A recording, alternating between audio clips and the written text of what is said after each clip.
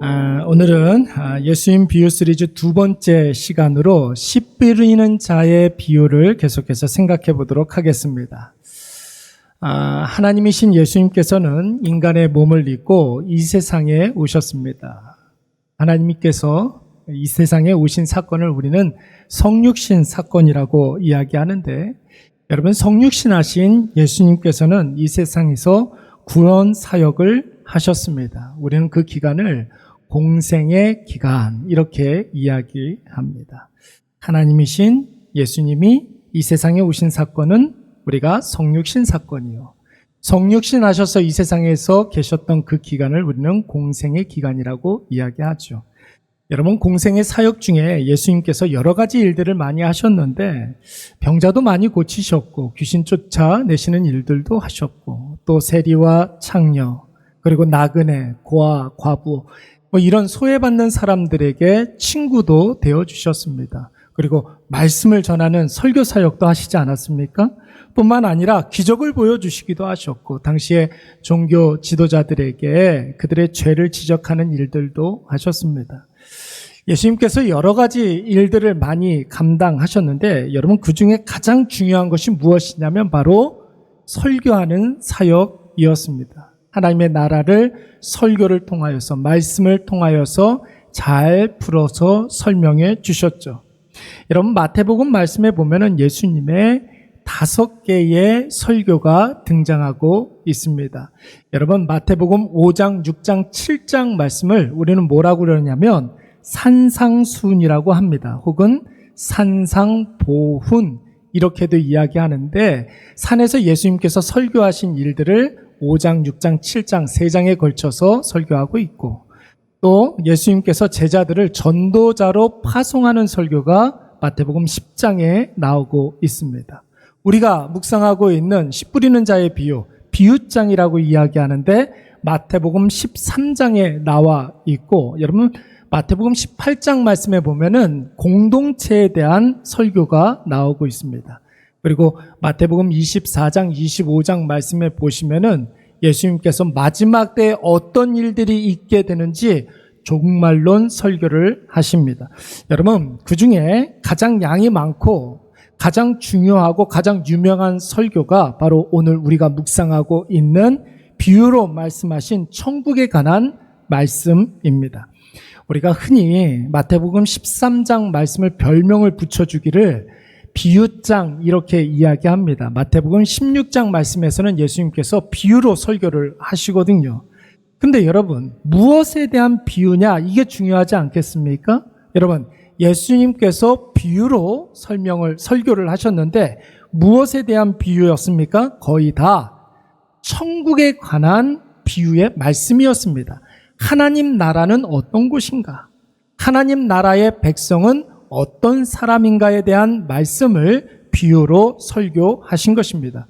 오늘 우리가 묵상하고 있는 씨 뿌리는 자의 비유도 마찬가지예요. 하나님 나라에 관한 말씀입니다. 여러분, 천국이 바로 씨 뿌리는 자와 같다, 이렇게 이야기하는 거예요. 다시 한번 말씀드릴게요. 천국이 씨 뿌리는 자와 같다라는 것입니다. 여러분, 씨 뿌리는 자는 누구입니까? 하나님이에요. 하나님. 하나님께서 씨를 뿌렸는데 어떤 씨를 뿌렸습니까? 씨는 뭐예요? 말씀입니다. 여러분, 씨를 받는 밭은 무엇입니까? 그 말씀을 듣는 사람들의 마음 밭을 이야기하는 것이죠. 여러분, 천국은 어떤 곳이냐면 하나님께서 다스리시는 곳인 줄로 믿습니다. 말씀으로 하나님께서 다스리는 그곳을 우리는 하나님의 나라 혹은 천국 이렇게 이야기하는 거예요. 그러므로 사랑하는 여러분, 꼭 기억하시기 바랍니다. 우리 마음에 말씀으로 가득 채우면 그 사람은 이미 천국을 경험하고 있는 줄로 믿습니다. 여러분, 그 말씀에 의해서 우리가 생각하고 말하고 선택하고 결심하고 행하는 사람, 여러분, 그 사람은 이미 하나님 나라의 백성이라는 사실을 여러분 꼭 기억하시기 바랍니다. 여러분, 중요한 것이 무엇입니까? 우리의 마음을 무엇으로 가득 채워야 된다? 말씀으로 가득 채워야 한다. 여러분, 말씀이 다스리는 마음, 말씀으로 충만한 마음, 그것이 바로 우리가 천국을 경험하는 유일한 방법이 되는 거예요. 마음에 말씀이 충만하고 말씀으로 살아가는 사람들, 그 사람은 하나님 나라의 백성이고 그 사람이 있는 곳은 언제나 천국이 되는 것입니다. 여러분, 이러한 사람을 오늘 성경에서는 좋은 밭의 마음을 갖고 있는 사람이라고 이야기하는 것이죠. 그래서 여러분, 우리의 마음을 지키는 것이 굉장히 중요한 것입니다. 잠언 4장 말씀에 보면 뭐라고 그랬습니까? 무릇 지킬 만한 것보다 내 무엇을 지키라? 마음을 지키라고 이야기하고 있어요. 모든 것들, 모든 지킬 만한 것들 가운데 마음 지키는 것이 굉장히 중요하다는 것입니다. 왜 그렇습니까? 생명의 근원이 어디에서부터 나온다? 마음에서부터 나오기 때문에 그런 것입니다. 여러분, 그런데 여러분, 내가 마음을 지킬 수가 있습니까? 내 마음 내가 지킬 수 있어요? 여러분, 그의 인생, 내 마음이 내 것이라고 해서 내 마음대로 되는 것이 아닙니다. 인간의 마음은, 잘 들어보세요, 무엇인가에 의해서 지배를 받게 되어 있어요. 인간의 마음은 스스로 존재하는 것이 아니라 무엇인가의 영향을 받게 되어 있습니다. 여러분, 마음에 말씀으로 가득 차 있는 사람들은 그의 인생 전체가 말씀이 이끌어가게 됩니다. 그런데 마음에 말씀이 아니라 세상으로 가득 차 있는 사람, 즉 죄로 가득 차 있는 사람들은 죄가, 세상이 그 인생 전체를 끌고 가게 되어 있습니다. 여러분, 말씀이 인도하는 곳은 어디겠습니까? 하나님이 말씀을 통해서 우리에게 약속하신 곳이 있지 않습니까?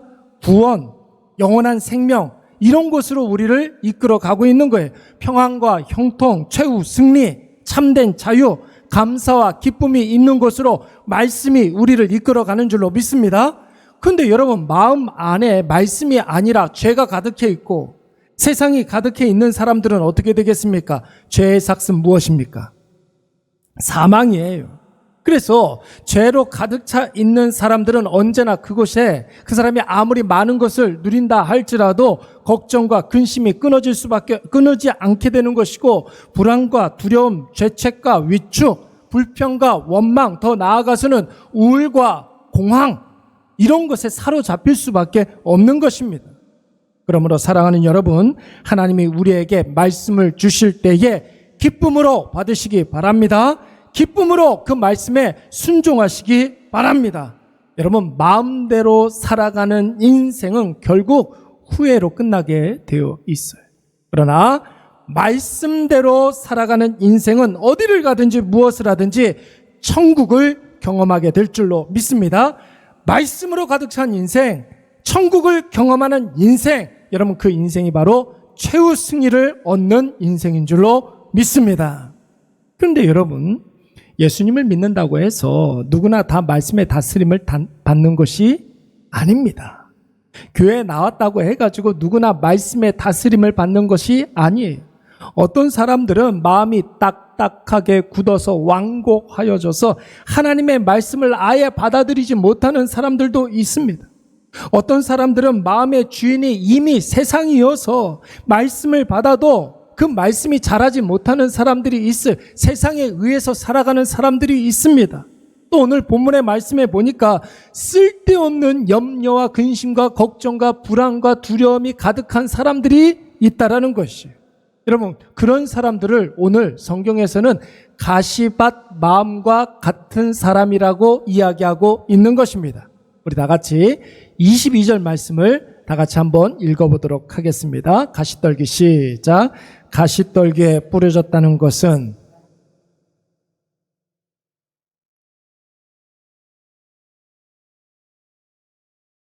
아멘. 제가 전에 있었던 교회에 한 장로님이 지방에 폐교된 그런 초등학교를 이렇게 인수하셔서 이렇게 농업진흥을 하는 어떤 수련장으로 운영하셨던 분이 계셨습니다. 초등학교로 쓰이던 건물을 이제 수련장으로 리모델링을 해야 되기 때문에 제가 그때 당시에 청년들 이렇게 한 30여 명 동원해가지고 거기서 봉사를 했던 적이 있었어요. 처음에 폐교된 학교를 딱 가보니까 가장 먼저 눈에 들어오는 것이 무엇이었느냐면, 여러분, 초등학교 이렇게 딱 들어가면 제일 먼저 뭐가 있습니까? 운동장이 있잖아요. 예, 운동장이 있잖아요. 근데 사람들이 다니지 않았던 그런 운동장이었기 때문에 잡초들이 운동장을 가득 메우고 있는 거예요. 잡초들이 얼마나 많은지 온 운동장을 빽빽하게 가득 메우고 잡초들이 무릎까지, 성인 무릎까지 자라 있었습니다. 청년들 30여 명, 그러니까 어른들 30여 명을 동원해가지고 약 한 이틀 정도 꼬박 운동장에 가득한 잡초를 제거했습니다. 잡초들 이렇게 다 모아놓고 불살라버리고 운동장에 다시는 잡초 달하지 말라고 읍내에 이렇게 가가지고 제초제를 사가지고 이렇게 운동장에 뿌려놨어요. 그리고 나서 두어 달이 이게 지나고 난 다음에 제가 다시 한번 그 수련장을 방문을 해봤어요. 깜짝 놀랐어요. 왜 놀랐느냐면 2달밖에 지나지 않았는데 또다시 잡초가 무성하게 자라 있는 거예요. 여러분, 우리 마음이 딱 이와 같지 않습니까? 은혜를 추구하지 않으면, 말씀으로 내 마음을 가득 채우지 않으면 여러분, 우리 마음에 쓸데없는 세상의 근심과 걱정과 염려의 잡초가 자라게 되어 있습니다. 내 마음속에 자라고 있는 염려의 잡초, 욕심의 가라지 말씀으로 제거하지 아니하고 성령의 제초제를 뿌리지 않으면 절대로 없어지지 않아요. 한 번만 그래야 되겠습니까? 그렇지 않습니다, 여러분. 잡초 제거, 이 모든 작업들은 계속해서 반복해서 해야 하는 일들이에요. 그거 하지 않으면 불안의 잡초, 염려의 가시덤불, 죄악의 넝쿨들이 나도 모르는 사이에 계속해서 자라게 되는 거예요. 예수님 당시에 유다 지방의 농업 방식이 꼭 이랬습니다, 여러분. 우리나라는 이렇게 씨를 뿌릴 때 점뿌림을 하잖아요, 점뿌림. 줄뿌림을 한단 말이에요. 그런데 유대 지방은 씨를 흩어뿌림을 했어요. 땅이 굉장히 척박하기 때문에 바디랑을 내는데도 시간이 굉장히 많이 걸리고, 아예 그 바디랑 내는 것 자체가 힘이 들어요. 그렇기 때문에 점뿌림, 중뿌림을 해도 살아남아서 열매를 맺는 씨가 별로 그다지 없습니다. 그래서 여러분, 이럴 때는 어떻게 해야 되느냐면 씨를 일단 많이 뿌려두면 좋은 거예요. 많이 뿌려놓으면 여러분 많이 거둘 수가 있잖아요. 일단 씨를 많이 뿌려두면 살아남은 씨는 그래도 열매를 많이 맺을 수 있기 때문에 유대 지방에는 일단은 씨를 많이 뿌리게 되는 거예요. 그래서 그렇게 흩어뿌림을 한 씨들 중에 의도치 않게 길에 떨어진 씨들도 있는 것이고 돌밭에 뿌려진 씨들도 있게 되는 것입니다. 여러분, 길바닥에 떨어진 씨, 돌밭에 떨어진 씨, 여러분 이런 씨들은 금방 죽기 때문에 사실 씨 뿌리는 사람이 그렇게 큰 기대를 하지 않습니다. 그런데 여러분, 어떤 씨는 잘 자라는 듯해 보입니다. 뿌리도 내리고 싹도 나고 줄기도 내고 있어요. 그런데 여러분, 씨가 뿌리를 내렸다고 해서 다 열매를 맺습니까? 뿌리를 내렸다고 해서 다 열매를 맺어요? 그런 게 아니죠. 줄기가 나왔다고 해서, 이파리가 나왔다고 해서 다 열매 맺는 것이 아닙니다. 씨가 여러분 열매를 맺기 위해서는 어떻게 해야 됩니까? 영양분을 잘 흡수하고 자라서 끝까지 살아남아야 그 씨가, 그 나무가 열매를 맺게 되는 것입니다. 농사 지어 보신 분들은 잘 아시겠지만 정상적인 농작물 곁에 잡초가 있고 가시덤불이 무성하면 여러분 그 농작물은 절대로 잘 자랄 수가 없습니다. 열매를 맺을 수가 없는 거예요. 도중에 죽어버리기 때문에 그런 것이죠.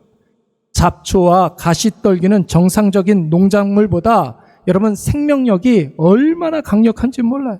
그래서 주변에 있는 모든 영양분들을 이 잡초가 다 빨아들인단 말이에요. 그래서 시간 날 때마다 여러분 그 농작물 곁에 있는 잡초들을 잘 이렇게 뽑아주지 않으면 이 잡초가 계속 자라고 자라서 모든 작물을 다 죽여버리게 되는 거예요. 그것만 그런 것이 아니죠.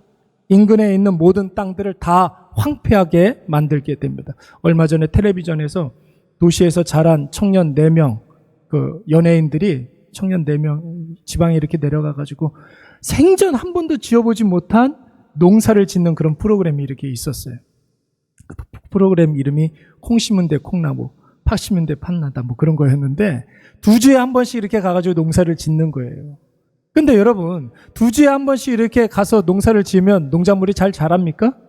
어느 날 이렇게 가보니까 이게 자기네 밭에 있었던 잡초들을 누군가 이렇게 다 뽑아가지고 한 곳에 이렇게 모아놨어요. 옆집 아저씨가 그렇게 해놓은 거예요. 그래서 이 청년들이 가가지고 물어봤습니다. 아유, 우리가 뽑아도 되는데 우리 밭에 잡초 잘 뽑아주셔서 고마워요 인사를 했더니 그 아저씨가 뭐라고 그랬냐면 당신들이 이뻐가지고 뽑아준 게 아니라는 거예요. 왜 그렇습니까? 그거 그대로 놔두면 이 잡초가 우리 밭에도 영향을 준다는 거죠. 그래서 뽑아놨다라는 거예요. 여러분, 잡초와 가시덤불은 이렇게 생명력이 강력합니다. 작물과 잡초가 같이 자라고 있는 밭은 여러분 겉으로 볼 때는 그럴듯해 보이죠. 그러나 시간이 지나고 때가 되면 무성한 잡초가 열매 맺는 작물을 다 죽여버리고 작물만 죽이고 끝나는 것이 아니라 인근에 있는 모든 땅들을 다 황폐화시켜버리고 맙니다. 그래서 여러분 오늘 본문에 나오는 이 가시떨기 밭은 무엇을 의미하는 거냐면 한 마음에 두 개의 세계가 지금 공존하고 있다라는 것이에요. 잡초 같은 세상과 열매를 맺는 세상이 한 마음에 있다라는 거예요. 아무짝에도 쓸모없는 가시 넝쿨과 생명을 살리는 열매가 지금 한 마음에 같이 자라고 있다는 것입니다. 여러분 결국 무엇이 남겠습니까? 잡초를 뽑아내고 가시 넝쿨을 걷어내지 않는 이상 생명을 살리는 작물이 자라는 일이 별로 없습니다. 100% 잡초가 무성한 밭이 되어버리고 마는 것이죠. 가시넝쿨이 가시해서 온 밭에 황폐한 현상들이 벌어지게 되는 것입니다. 여러분 보세요. 길가 같은 마음은 완고한 마음이라고 그랬어요. 말씀을 받아들이지 못하는 마음. 돌밭과 같은 마음은 세상이 이미 주인 노릇을 하고 있는 마음이라고 했습니다. 오늘 본문에 나오는 가시밭과 같은 마음은 뭡니까? 두 주인을 섬기고 있는 마음이. 여러분 그 밭에 잡초와 가시는 무엇입니까? 오늘 22절 말씀해 보니까 우리 마음밭에 자라고 있는 가시와 잡초는 뭐라고 그랬습니까? 세상의 염려 그리고 재물의 유혹이라는 거예요. 마가복음 말씀에서는 여기에서 한 가지 더 추가했습니다. 뭐라고 그랬느냐면 기타 욕심도 있다고 했어요. 욕심, 욕망, 탐심, 욕구, 정욕 이런 것들을 의미하는 것이죠. 누가복음 말씀해 보시면 한 가지 더 추가를 했는데 향락과 쾌락도 있다고 했습니다. 여러분 우리가 신앙생활을 한다고 하면서도 세상살이에 지쳐서 세상이 주는 염려를 그대로 받아들이고 끝도 없는 걱정과 근심 가운데 있는 성도들 얼마나 많이 있습니까? 또 우리 중에는 그런 분들도 있어요. 주일날 교회에 나와서 예배도 드리고 우리가 하나님을 믿는다고 뭐 말씀도 보고 찬송도 하고 그러지만 세상에 있을 때에는 세상 향락과 쾌락에 빠져 있는 분들도 분명히 있을 거예요. 어떤 분들은 예수님을 믿는 것도 사실이고 구원받은 하나님의 자녀라는 사실도 내가 확신하지만 여전히 세상적인 욕심을 버리지 못하는 분들도 분명히 있습니다. 그런데 여러분 오늘날 얼마나 많은 말씀이 선포되고 있습니까? 그런데 그럼에도 불구하고 우리의 마음밭에 말씀이 남아있지 않는 이유가 무엇입니까? 나도 모르는 사이에 원수가 뿌려놓은 잡초와 가시넝쿨이 말씀을 자라지 못하도록 그 기운을 막고 있기 때문에 그런 것이에요. 어떤 분들은 쓸데없는 걱정과 염려 때문에 밤에 잠을 설치는 사람들도 많이 있습니다. 어떤 분들은 더 가지기 위해서, 더 많이 누리기 위해서, 더 높아지기 위해서 하나님께 등지고 세상에 빠져 사는 사람들도 있습니다. 어떤 분들은 세상의 쾌락이라든지 향락이라든지 유흥의 늪에 빠져서 헤어나오지 못하는 분들도 많이 있습니다. 여러분 물론 세상 살면서 걱정거리가 왜 없겠습니까? 그러나 여러분 하나님께서 우리에게 그 걱정 이기라고 말씀과 기도를 주신 줄로 믿습니다. 하나님께서 말씀 기도 주신 이유는 무엇이냐면 인간적으로 연약해서 할 수밖에 없는 걱정과 염려를 이기라고 주신 거예요. 지금 그 걱정 말씀과 기도로 이길 수 있다라는 것이에요. 여러분 돈 버는 거 중요해요. 우리가 사회적으로 높은 곳에 올라가는 것도 굉장히 중요합니다. 그런데 여러분 중요한 것은 돈 때문에 말씀 포기하는 삶이 아니라 말씀을 지키기 위해서 돈 지위 내려놓을 수도 있어야 한다라는 것이에요. 그래야 내가 가지고 있는 것 가지고 내가 있는 그 위치에서 선한 영향력을 미칠 수가 있는 것이고, 내가 가지고 있는 것을 가지고서 생명을 살리는 데 쓰임을 받을 수가 있는 것입니다. 여러분, 세상적인 걱정과 근심을 이기는 유일한 방법은 오직 말씀밖에 없는 줄로 믿습니다.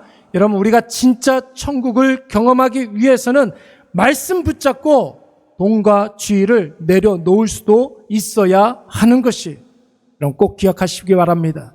세상적인 것 때문에 말씀 뽑아버리지 마시고 말씀 때문에 세상을 내려놓으시기 바랍니다. 세상이 있던 자리에 열매가 가득하고 농부가 기뻐하고 생명이 다시 살아나는 놀라운 역사가 우리의 삶 가운데 분명히 일어날 줄로 믿습니다. 네 번째로 나오는 마음밭은 무엇입니까? 좋은 밭이에요. 좋은 밭. 좋은 밭에 대해서는 23절 말씀에 이렇게 설명하고 있습니다. 다 같이 읽어보도록 하겠습니다. 시작.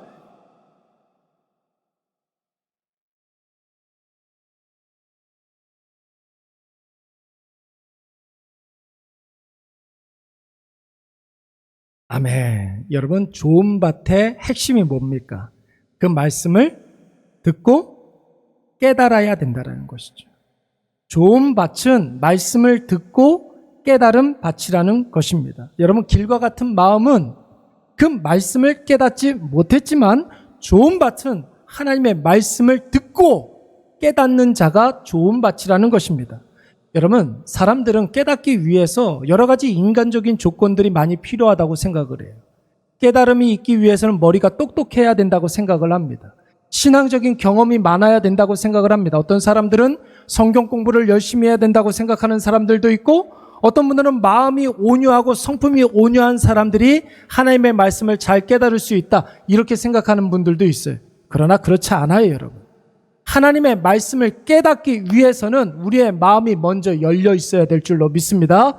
누구를 향하여서?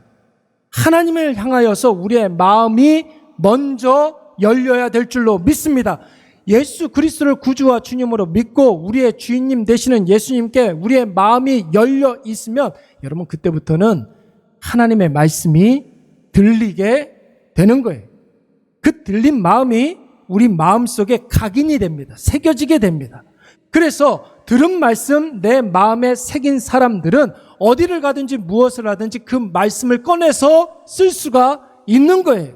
이럴까 저럴까 하는 그런 선택의 순간에, 죄 지을 수 있는 그런 위기의 순간에 말씀 꺼내서 사용하면 여러분, 죄도 이기고 옳은 길 바른 길로 나아가게 될 줄로 믿습니다. 여러분, 그래서 말씀을 듣는 귀가, 말씀을 받아들이는 마음이 좋은 귀, 복된 귀, 좋은 마음밭 될 수 있다라는 것입니다. 누가는, 여러분, 누가복음을 쓴 누가는 여기에 한 가지를 더 보탰어요.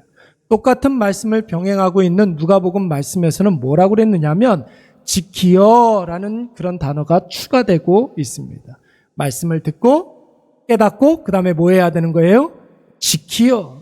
지키다라는 말을 여러분 헬라어 발음으로는 카테코 이렇게 발음을 하는데, 이 카테코라는 단어는 잘 보존하다, 가꾸다, 간직하다 이런 뜻이 있습니다. 여러분, 나무를 이렇게 심어놓고 가꾸기 위해서는 가만히 놔두면 그게 저절로 이렇게 자랍니까?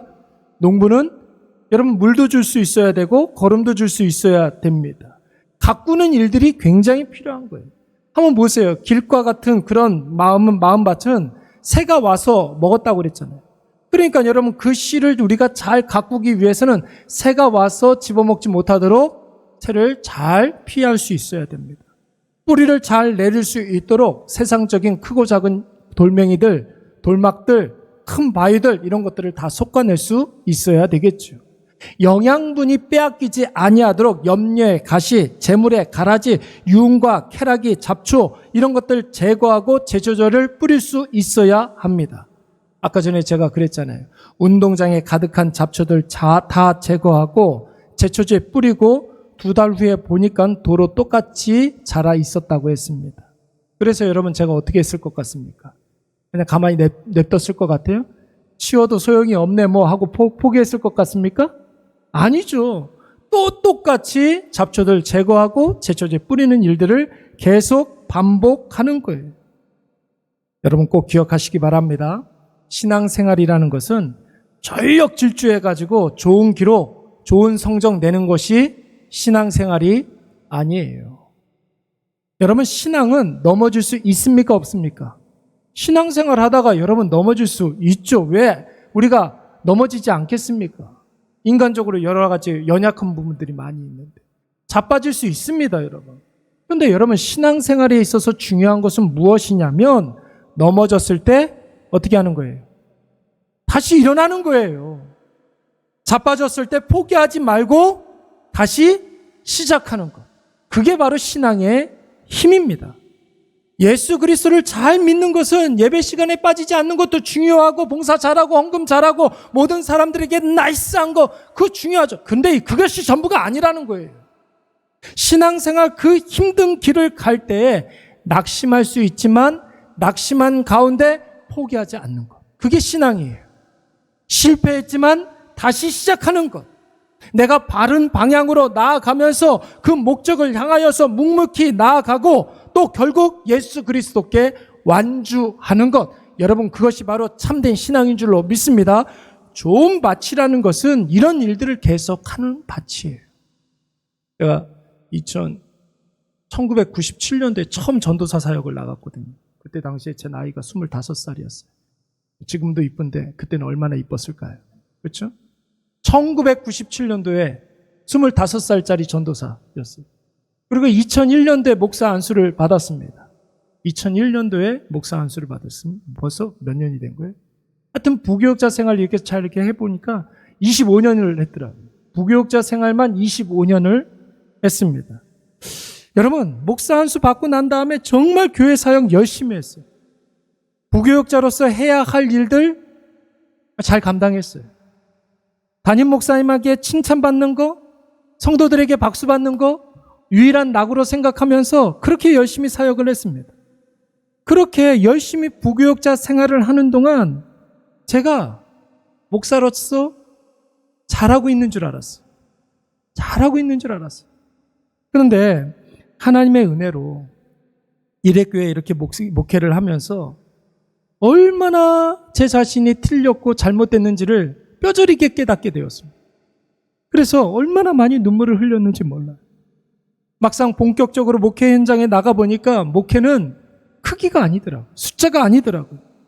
이 사실을 우리가 이성적으로는 알았지만 이게 깨달아지는 데는 굉장히 시간이 많이 걸린 것 같아요. 사람들에게 칭찬받는 거 그게 목회의 전부가 아니더라고요. 뭔가를 열심히 하고 뭔가를 이뤄내는 거 그게 목양이 아니에요. 이게 깨달아지니까 그동안 내 마음이 얼마나 딱딱하게 굳어 있었는지가 보이더라고요. 여전히 내 마음에 세상이 주인 노릇을 하고 있었고 목사인데도 불구하고 염려의 잡초, 욕망의 가라지, 즐기고 싶은 가시덤불 이런 것들이 굉장히 많더라고요. 여러분 목회 본격적으로 이렇게 할 때마다 이것을 뽑아내는 것이 굉장히 중요하다는 것을 깨닫게 되었습니다. 여러분 성도들이 신앙생활하는 것도 마찬가지예요. 중요한 것은 무엇입니까? 낭망하지 않는 거예요. 낙심하지 아니하고 포기하지 않고 지금 나타나는 현상만 중요한 것이 아니라 하나님께서 이루실 그 일들을 기대하면서 내가 오늘 해야 할 그 일들을 감당하는 것입니다. 내 마음의 주인 노릇하고 있는 돌막들을 다 빼내시기 바랍니다. 내 마음속에 말씀과 함께 자라고 있는 염려의 잡초들, 욕망의 가시덤불들 다 걷어내시기 바랍니다. 이런 일들을 계속하는 것이 바로 좋은 밭이라는 거예요. 여러분 마음에 새기시기 바랍니다. 마음이 딱딱하게 굳어 있지만 않으면 되는 거예요. 마음속에 예수 그리스도만 주인 삼으면 되는 것입니다. 세상이 뿌려놓은 염려 잡초, 불안 가라지, 쾌락 가시 끊임없이 제거하고 하나님의 때를 기다리시는 저와 여러분이 되시기를 간절히 축원합니다. 여러분 좋은 밭이라는 것은 좋은 성품을 가진 사람을 말하는 것이 아니에요. 성경 지식 많은 사람을 말하는 것이 아닙니다. 끊임없이 성령에 의해서 내 마음이 솟아지고 갈아엎어져서 말씀을 받아들이고 말씀이 스며드는 그런 마음밭이 바로 좋은 밭이라는 것입니다. 그래서 마음에 있는 세상을 빼내시고 나도 모르는 사이에 자라고 있는 염려 잡초 다 솎아내시기 바랍니다. 그 마음에 하나님께서 무엇을 약속하셨습니까? 오늘 30배, 60배, 100배의 열매를 약속하신 줄로 믿습니다. 여러분, 우리가 100만 원 은혜에 이렇게 맡겨놓으면 얼마 줘요? 이자로 3% 줘요. 3원 줘요. 3원. 제 이름이 3원인데 100만 원 맡기면 3원 준다고요. 3%잖아요. 근데 여러분, 오늘 우리 하나님께서는 무엇을 약속하셨어요? 30배, 60배, 100배를 주신다라는 것이 측량할 수 없는 은혜, 형용할 수 없는 복락, 상상할 수 없는 감격, 우리에게 주시마 약속하신 줄로 믿습니다. 왜 우리에게 그런 은혜를 주실까요? 예수 그리스도께서 자신의 생명을 주심으로 우리를 샀기 때문에 그런 것이, 우리를 자녀 삼아 주셨기 때문에 그런 것이, 오늘 생명을 주시고 또한 열매까지 맺게 해주시는 예수 그리스도의 사랑을 확신하시기 바랍니다. 그래서 우리 마음이 딱딱하게 굳어지지 아니하도록 하나님의 은혜를 날마다 구하시고, 마음속에 세상이 주인 노릇하지 못하도록 예수님 생각 많이 하시고 예수님 생각으로 살아가시기 바랍니다. 끊임없이 계속해서 염려의 잡초, 쾌락의 가시덤불 다 솎아내시고 하나님의 말씀과 기도로 성령의 도우심으로 말미암아 좋은 밭 되시는 저와 여러분이 되시기를 간절히 축원합니다. 하나님께서 반드시 30배, 60배, 100배 놀라운 복락을 주실 줄로 믿습니다. 우리 다